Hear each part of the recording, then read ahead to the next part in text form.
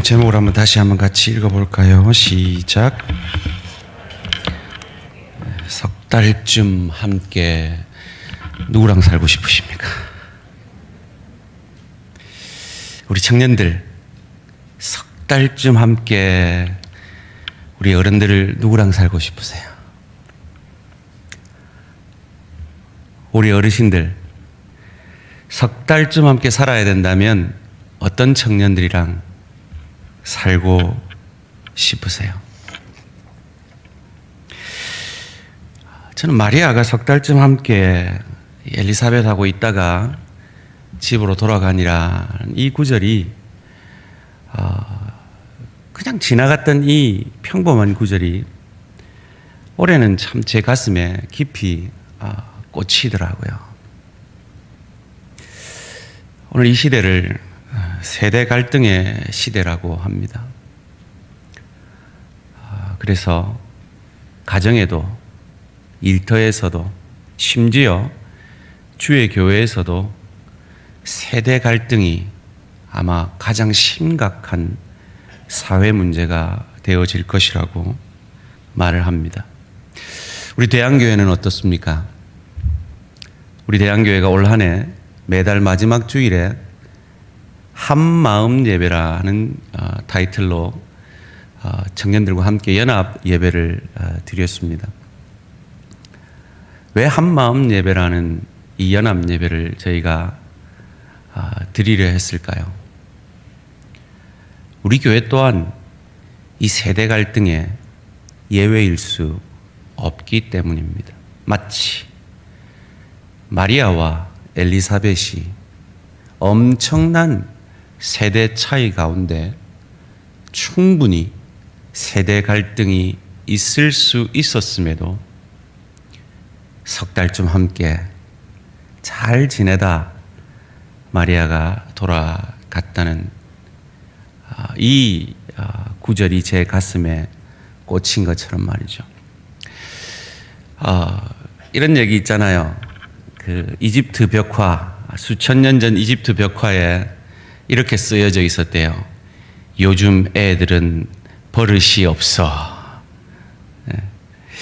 그 시대도 마찬가지로 이 세대 갈등이 있었던 것 같습니다. 그런데 왜 마리아와 엘리사벳은 세대 갈등이 없었을까요?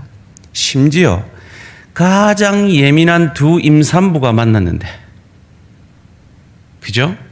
임신해 보신 분들은 알잖아요. 임신을 했을 때 여자가 얼마나 예민한데, 이 가장 예민한 두 임산부가 만났는데도 석 달쯤 함께 잘 지냈단 말이에요. 그 비결이 뭐였을까?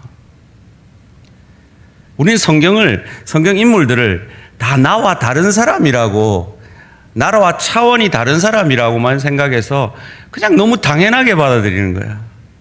그래, 뭐 마리아니까, 그래, 뭐 엘리사벳이니까 둘이 잘 지냈겠지. 그럴 것 같으면 여러분의 가정에도 세대 갈등이 없어야죠. 여러분 일터에도 세대 갈등이 없어야죠. 주의 교회도 세대 갈등이 없어야 되죠. 이렇게 귀한 하나님의 사람들 지금 마스크를 끼고 있지만 얼굴만 보면 다 천사 같은데요. 제 눈에는 저분이 부부싸움을 할까? 저분이 애들한테 소리를 지를까? 뭐 상상이 안 되는 분들이 지금 앉아 계신데요. 엘리사벳도 마리아도 세대 갈등 속에서 석 달을 함께 지낼 수 없을 수 있었습니다. 그런데 왜 어떻게 이들은 석 달쯤 함께 잘 지낼 수 있었을까요? 오늘 본문 전에 31절 말씀에 이런 말씀이 나오죠. 보라, 내가 수태아의 아들을 낳으리니 그 이름을 예수라 하라. 이 10대 소녀인 마리아가 이 얘기를 듣고 얼마나 황당했을까요? 남자를 알지 못하는 나에게 임신을 할 거라니, 애를 낳을 거라니요. 이것이 너무 황당한데 이 말을 전하면서 들려준 얘기는 더 황당합니다. 28절 30절 말씀입니다. 그에게 들어가 가로되 은혜를 받은 자여, 임신한 게 은혜래요. 임신한 게 은혜래요. 마치 우리 목사님이 내 지금 힘들고 아픈 시간이 기피의 축복의 시간이라고 하는 것처럼 은혜래요. 그러면서 평안하래요. 말도 안 되죠. 10대 소녀가 갑작스럽게 들어본 적도 없는 임신을 했는데 어떻게 평안해요? 주께서 너와 함께 하시도다. 황당합니다. 거기다가 30절 말씀에 이렇게 말합니다. 천사가 일러가로되 마리아여 무서워하지 말라. 내가 하나님께 은혜를 얻었느니라. 너무 황당해서 마리아가 반문하죠. 29절 말씀입니다. 처녀가 그 말을 듣고 놀라 이런 인사가 어찌 함인고. 이게 무슨 말이라. 이런 시간에 어떻게 평안해? 이런 시간이 어떻게 은혜라고 생각해? 이 시간들을 어떻게 기피의 축복이라고 생각해? 34절에 이렇게 묻습니다. 마리아가 천사에게 말하되 나는 사내를 알지 못하니 어찌 이 일이 있으리까? 이 말도 안 되는 일이에요. 어떻게 이런 일이 내한테 있어요? 예수 믿는 나에게 어떻게 이런 일이 있어요? 어떻게 목사님이 저런 모습을 보여요? 어떻게 장로님이 저래요? 어떻게 권사님이 저래요? 어떻게 교회가 이래요? 우리 청년들의 가슴 속에 그런 심령들이 토해질 만한 사건 사고들을 보면서 마리아가 지금 토해내는 그 세대 갈등의 고백들이 우리 가운데도 있을 수 있죠. 그때 그 대답이 35절 36절에 나옵니다. 천사가 대답하여 가로되 성령이 내게 임하시고 지극히 높으신 이의 능력이 너를 덮으시리니. 무슨 말입니까? 지금 하나님이 일하고 계시니 이 말도 안 되는 일 가운데 그의 능력이 너를 덮으시리니 이러므로 나실 바 거룩한 자는 하나님의 아들이라 일컬으리라. 하나님이 일하고 계신다. 지금 네가 보고 있는 저 말도 안 되는 저 사건 속에서도 하나님이 일하고 계신다라고 말하고 있는 거예요. 그러면서 마리아를 위로한다고 드는 예가 바로 이 예입니다. 보라, 내 친족 엘리사벳도 늙어서 아들을 배었느니라. 본래 수태하지 못한다 하던 이가 이미 6달이 되었나니. 임신할 수 없는 그의 친척 엘리사벳의 예를 들어주면서 마리아를 진정시키고 있습니다. 마리아를 위로하고 있습니다. 그리고 이 엘리사벳이라는 인물은 바로 이 시간을 위해 그의 한평생 여인에게 임신하지 못하는 그 시대의 가장 큰 수치의 시간들을 견뎌내었던 것입니다. 이것을 저는 새벽 시간에 상처받은 치유자 된 엘리사벳이라는 말씀을 전했습니다. 그리고 이 마리아에게 이 상처받은 치유자인 엘리사벳처럼 우리도 누군가에게 나의 나됨을 통해 그 시간들이 비록 내가 원치 않는 깊이의 축복의 시간들을 견뎌내므로 비로소 만들어낸 그 시간일지라도 그 내가 견뎌낸 그 시간을 통해서 마리아에게 엘리사벳이 위로가 되었던 것처럼 우리도 내 가족에게, 내 동료에게, 내 일터에서 그런 위로자로 서기를 소원합니다. 특별히 우리 자라나는 다음 세대의 우리 교회를 책임져야 할 믿음의 청년들에게, 우리 기성세대인 우리 지금의 일꾼들이 그런 엘리사벳의 역할을 상처받은 치유자로서 그들을 품에 안을 수 있는 그 역할들을 감당해 낼 수 있기를 주님의 이름으로 축원합니다. 이 말이 마리아에게 얼마나 위로가 되었던지 마리아는 39절 말씀에 그 반응을 이렇게 하고 있습니다. 이때 마리아가 일어나 빨리 산중에 가서 빨리 갑니다. 빨리 엘리사벳 만나러 가고 싶습니다. 사랑하는 성도님들, 사랑하는 장로님들, 사랑하는 권사님들, 사랑하는 집사님들, 우리 청년들이 문제가 생겼을 때, 고민이 있을 때, 어려움이 있을 때 빨리 내 저 장로님한테 가서 상의해야지. 빨리 저 권사님한테 내가 위로받아야지. 내가 빨리 저 집사님한테 가서 의논해야지. 그런 우리 믿음의 사람들 되어주시기를 주님의 이름으로 부탁드립니다. 이어지는 본문 가운데 엘리사벳이 어떻게 마리아를 위로하는지 42절에서 45절 말씀 가운데 나옵니다. 큰 소리로 불러가로되 여자 중에 내가 복이 있으며 내 태중의 아이도 복이 있도다. 내 주의 모친이. 여러분, 지금 엘리사벳은 마리아 뱃속에 있는 예수님, 그러니까 지금 태어나지도 않은 아기를 보면서 33년 뒤에 이루어질 그 일을 미리 보고 내 주의 모친이라고 고백합니다. 이것이 믿음입니다. 지금 당장 내 눈에 보이지 않더라도 멀리 바라보고 그것을 고백하는 것이 믿음입니다. 내게 나오니 이 어찌된 일인고. 보라, 내 문안하는 소리가 내 귀에 들릴 때에 아이가 내 복중에서 기쁨으로 뛰놀았도다. 믿은 여자에게 복이 있도다. 주께서 그에게 하신 말씀이 반드시 이루리라. 여러분, 이 고백을 들은 마리아의 심정이 상상이 되십니까? 10대 소녀가 나이든 내 친척 엘리사벳이 하는 이 고백을 듣고 얼마나 큰 위로가 되었을까요? 얼마나 큰 확신이 들었을까요?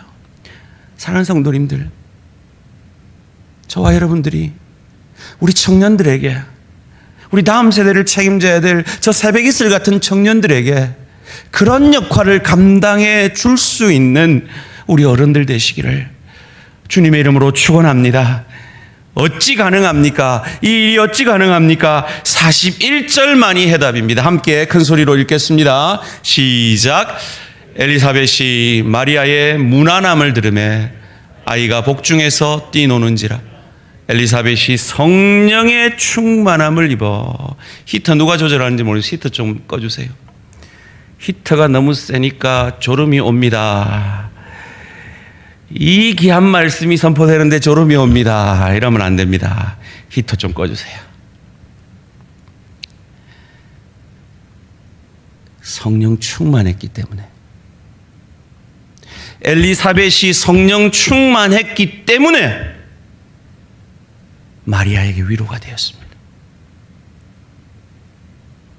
마리아에게 상처받은 치유자의 역할을 해줄 수 있었습니다. 생각해 보세요. 엘리사벳의 입장으로 돌아가 봅시다. 자기는 평생 가지려고 해도 가지지 못했던 그 아기를 10대 소녀가 가졌어요. 인간적으로 보면 얼마나 얄밉겠어요. 인간적으로 보면 하나님 너무 불공평하다고 생각하지 않겠어요?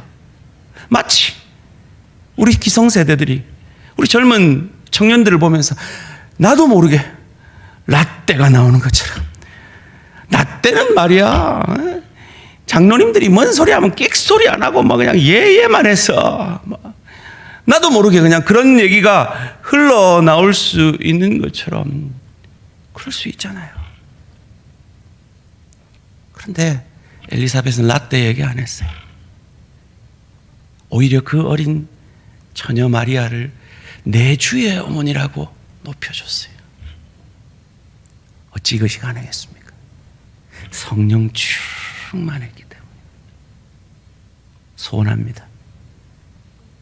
매일 첫 내 기도 제목이 오늘 하루도 성령 충만하기를 기도함으로, 순간순간 말씀의 다림줄에 내 마음이 점검되어져서 내 마음의 왕자에 나 자신이 앉아있고 내 생각과 내 소욕이 앉아있는 그 순간에 다시 한번 성령 충만함을 간구함으로, 성령 충만하여서 다음 세대인 내 자녀에게, 다음 세대인 내 동료에게, 다음 세대인 우리 청년들에게, 나보다 어린 지체들에게, 마리아에게 엘리사벳이 했던 이 상처받은 위로자의 믿음의 선배들이 되어지시기를 주님의 이름으로 축원합니다. 우리 청년들은 어떻습니까? 우리 청년들은 어찌해야겠습니까? 마리아는 어땠기 때문에 이 엘리사벳의 위로를 참 위로로 받아들일 수가 있었습니까? 48절 말씀입니다. 그 계집종의 비천함을 돌아보셨습니다. 보라, 이제후로는 만세의 날을 복이 있다 일컬이로다. 지금 엘리사벳이 마리아를 설득한 거예요. 마치 오늘 우리 기성세대들이, 우리 교회 리더들이 청년들에게 너희들 이래야 된다, 너희들 이렇게 살아야 된다, 이렇게 믿음 생활해야 된다 라고 하는 것처럼 우리 엘리사벳의 말씀을 통해 마리아에게 설득을 했어요. 그리고 마리아가 설득이 됐습니다. 자기는 비천했습니다. 죽고 싶습니다. 내게 어떻게 이런 일이 일어났습니까? 그런데 그가 이제 고백합니다. 이제후로는 만세에 나를 복이 있다 일컬이로다. 설득된 겁니다. 엘리사벳의 믿음이 마리아에게 전달된 겁니다. 어찌 이 일이 가능케 되었습니까? 마리아는 자신을 비천하다라고 고백하는 겸손함이 있었기 때문입니다. 이어지는 본문 가운데 어떤 사람이 상처받은 치유자의 그 치유를 받을 수 있고 어떤 사람이 상처받은 치유자의 치유를 받지 못하는지가 본문 가운데 나옵니다. 50절에서 54절 말씀입니다. 긍휼하심이 두려워하는 그는 상처받은 치유자의 위로를 받습니다. 대대 이르로다. 그의 팔로 힘을 보이사 마음의 생각이 교만한 자들은 그 어떤 선한 믿음의 선배들이 조언해도 그 조언을 받아들이지 않습니다. 권세 있는 자도 그렇습니다. 그 위에 내리치셨으며, 그런데 하나님은 겸손히 비천한 자, 그가 상처받은 위로자의 위로를 받아낼 수 있습니다. 줄이는 자, 그가 좋은 것을 선배들이, 믿음의 선배들이 하는 좋은 권유들을, 도전들을 좋은 것으로 배불릴 수 있습니다. 그런데 부자는요, 아이고 기성세대가 뭘 알아, 장로님들 그렇게 살아요, 권사님들 그렇게 살아요 라고 자기를 영적 부자라고 생각하는 그들은 그 어떤 어른들의 도전과 위로도 공수로 보내어진다는 겁니다. 그 종 이스라엘을 도우사 긍휼히 여기시고 기억하시기를 원하시는 하나님은 두려워하는 자에게, 자신을 비천한 자라고 고백하는 줄이는 겸손한 자들에게 임하시는 겁니다. 소원합니다. 우리 대항의 다음 세대를 책임질 우리 청년대학부, 의에 줄이고 목마른 겸손함으로 우리 어른들의 조언과 충고를, 엘리사벳의 말을, 엘리사벳의 그 상처받은 치유자로서의 그 고백들을 받아내므로 두려워하던 그에게서 만유의 주의 어머니가 되었다라고 말하는 그 믿음의 고백으로 바뀌어지는 역사가 우리 모든 대항의 청년들의 것이 되어지기를 주님의 이름으로 축원합니다. 사랑하는 성도님들, 오늘 제목이 뭐였죠? 다시 한번 여쭙습니다. 여러분은 우리 청년들이 석 달쯤 함께 살고 싶은 어른들이십니까? 사랑하는 청년들, 여러분께 묻고 싶습니다. 여러분 정말 어른들이 여러분과 함께 석 달쯤 함께 지내고 싶은 사람들입니까? 신앙이 뭘까요? 신앙이 좋다는 게 뭘까요? 저 청년들이 저런 장로님이라면 내가 한 석 달쯤 1:1 제자 양육 받으면서 저 장로님의 장점들을 내 것으로 삼고 싶다. 그런 인격을 저들에게 보여내는 것 아닐까요? 저런 청년이라면 내가 정말 내 딸 삼아 내 아들 삼아 석 달이라도 한번 데리고 살고 싶다. 그런 고백을 만들어낼 수 있는 그런 하나님의 사람들 아닐까요? 제가 참 존경하는 박영선 목사님은 신앙 좋은 사람을 이렇게 구분할 수 있다라고 말합니다. 여러분 주변을 한번 돌아보십시오. 한번 돌아보십시오. 안 돌아보고 있는 분은 지금 졸고 있는 겁니다. 그리고 한번 여러분에게 질문해 보십시오. 누구랑 같이 여행 가고 싶으십니까? 우리 교인 중에 누구랑 같이 여행 가고 싶습니까? 여러분 여행은 왜 갑니까? 일상의 분주함과 긴장을 벗어버리고 허리띠 풀고 내 있는 모습 그대로 편안하게 쉬고 싶어서 가는 게 여행 아닙니까? 그런데 아이고 저 목사님이랑 가면 아이고 나는 허리띠가 쫄려질 것 같아. 아이고 저 장로님이랑 가면 아이고 잔소리 들을 것 같아. 아이고 저 관사님이랑 가면 피곤할 것 같아. 저 집사님이랑은 하루도 같이 여행을 가고 싶지 않아. 그분이 아무리 신앙적 열심이 있고 아무리 신앙의 연륜이 깊어도 그것이 참 신앙일까요? 정말 귀한 신앙, 그 인격적 신앙은 저분과 한번 여행 가고 싶다. 오늘 본문대로 하면 석 달쯤 함께 저분과 한번 지내보고 싶다.